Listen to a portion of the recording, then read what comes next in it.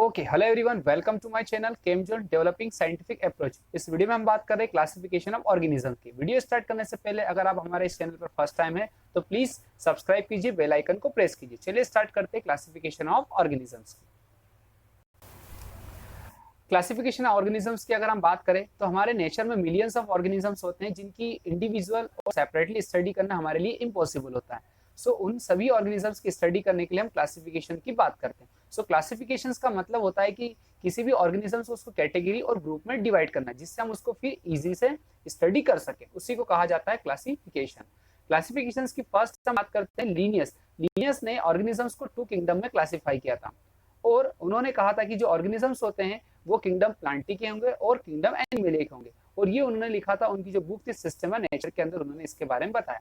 उन्होंने कहा कि नेचर में जो भी ऑर्गेनिजम्स होते हैं उसको हम 2 कैटेगरी में या कहेंगे 2 किंगडम में क्लासिफाई करते हैं, एक प्लांटी किंगडम में और एक एनिमल किंगडम में। ये उन्होंने बताया, अपनी जो बुक थी सिस्टम ऑफ नेचर के अंदर बताया। और इसी कंसेप्ट के बेसिस पर हमारे जो लीनियस थे, या कहें कि लीनियस फर्स्ट ऐसे साइंटिस्ट थे जिन्होंने ऑर्गेनिजम्स के किंगडम के बारे में बताया। इसीलिए इन्हें हम फादर भी, टेक्सोनॉमी का फादर भी कहते हैं। सो लीनियस जो है वो हमारे क्या है, टेक्सोनॉमी के फादर है। क्यों है? क्योंकि इन्होंने फर्स्ट टाइम क्लासिफिकेशन के बारे में बताया था ऑर्गेनिजम्स के, इसलिए। देन हम बात करते हैं लीनियस के जो क्लासिफिकेशन था उसमें डिस्प्यूटेड पोजीशन थी हमारे ऑर्गेनिजम्स की। कौन से ऑर्गेनिजम्स की? तो bacteria, virus, fungi and Euglena. ये ऑर्गेनिजम्स की डिस्प्यूटेड पोजीशन होने की वजह से हमें जो लीनियस का जो क्लासिफिकेशन था उसको रिकंसिडरेशन करना पड़ा। और उसको रिकंसिडरेशन किया किसने? तो आर.एच. विटकर ने लीनियस के जो क्लासिफिकेशन था किंगडम का, या कहीं कि ऑर्गेनिज्म का जो क्लासिफिकेशन था, आर.एच. विटकर ने उसको रिकंसिडरेशन किया। और उन्होंने रिकंसिडरेशन किया तो क्या कंसेप्ट दिया? 5 किंगडम क्लासिफिकेशन दिया। आर.एच. विटकर ने 5 किंगडम जो क्लासिफिकेशन कंसेप्ट दिया वो किस क्राइटेरिया के बेसिस पर दिया ऑर्गेनिजम्स के? तो उन्होंने कहा कि जो 5 किंगडम क्लासिफिकेशन है वो cell structure, complexity of cell structure, complexity of body organisms and mode of nutrition and lifestyle and phylogenetic relation के बेसिस पर उन्होंने 5 किंगडम क्लासिफिकेशन के बारे में दिया। उन्होंने कहा कि इन्हीं पॉइंट को ध्यान में रखते हुए हम ऑर्गेनिजम्स को 5 किंगडम में क्लासिफाई कर रहे हैं। और अगर हम 5 किंगडम क्लासिफिकेशन की बात करें तो उन्होंने कहा कि जो लिविंग वर्ड है उसके अंदर 5 किंगडम देखने को मिलेंगे। कौन कौन से? तो उन्होंने कहा kingdom Monera, kingdom protista, kingdom fungi, kingdom Plantae, kingdom animalia. ये 5 किंगडम उन्होंने क्लासिफाइड किया। अब हम किंगडम मोनेरा की बात करते हैं। किंगडम मोनेरा की अगर हम बात करें तो इन्होंने कहा कि जितने भी प्रोकैरियोटिक ऑर्गेनिजम्स होते हैं वो इसी किंगडम के अंदर आते हैं, या कहें कि इंक्लूडिंग ऑल प्रोकैरियोटिक ऑर्गेनिजम्स, वो क्या होते हैं? हमारे मोनेरा होते हैं। एग्जांपल की बात करें तो उन्होंने कहा बैक्टीरिया, साइनोबैक्टीरिया और आर्कियोबैक्टीरिया क्या होते हैं? ये प्रोकैरियोटिक ऑर्गेनिज्म होते हैं जो किंगडम मोनेरा के अंदर आते हैं।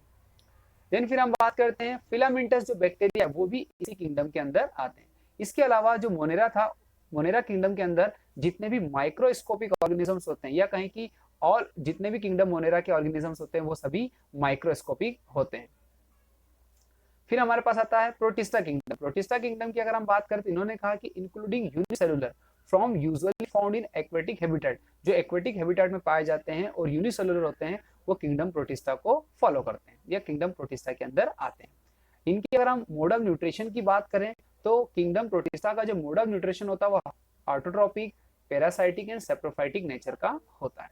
इसके अलावा अगर हम बात करें डाइटम्स, फ्लैंजिलेट्स, प्रोटोजोआ भी जो होते हैं वो भी इसी किंगडम के अंदर आते हैं। तो डाइटम्स, फ्लैंजिलेट्स और प्रोटोजोआ भी हमारे किंगडम प्रोटिस्टा के अंदर ही आते हैं। एक कंसेप्ट ये है कि यूग्लिना जो है इसका जो मोड ऑफ न्यूट्रिशन है वो कैसा है? हेटरोट्रॉपिक भी और ऑटोट्रॉपिक भी है। सो इसीलिए इसे हम क्या करते हैं? It is placed between plant and animal. इसको हम दोनों में रखते हैं, दोनों के बीच रखते हैं। फिर हम बात करते हैं फंगी। फंगी की अगर हम बात करें तो जितने भी नॉन ग्रीन प्लांट्स होते हैं वो हमारे किंगडम फंगी के अंदर आते हैं।